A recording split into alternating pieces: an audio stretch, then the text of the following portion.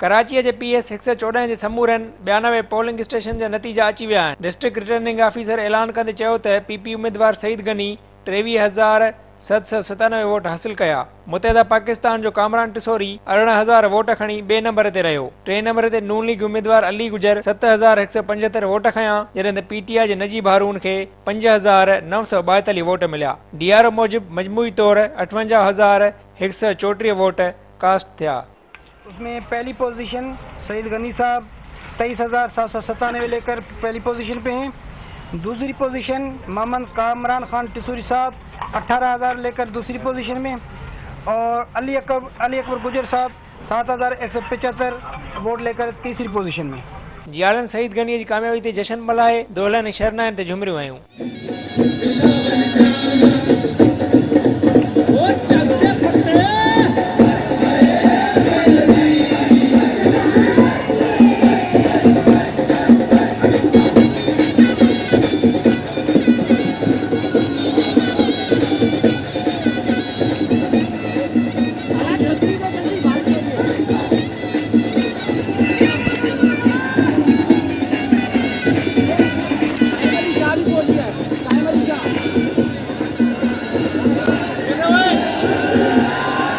सईद गनी के घर ॿाहिरां आतिशबाज़ी ऐं फायरिंग कई वई, जॾहिं त हिक ॿिए खे मिठाइयूं पिणु खारायूं वयूं। सिंध जे वॾे वज़ीर सैयद मुराद अली शाह, सूबाई घरू वज़ीर सोहेल अनवर सियाल ऐं PPA जे वज़ीरनि सईद गनी जी रहाशगाह ते पहुची संदसि कामयाबी जे जश्न में शिरकत कई। कराची वाले आवाम से वादा किया था, मैंने सुबह भी मीडिया जब बात की थी उसमें यह कहा था कि मैं और ये पाकिस्तान के जो इदारे हैं हम सब इस बात को कोशिश करके यकीनी करेंगे कि जो वोटर है वो सुबह घर से जब वोट निकले और जब वो बाहर वोट देके वापस घर जाए वो बगैर खौफ और खतर जाए।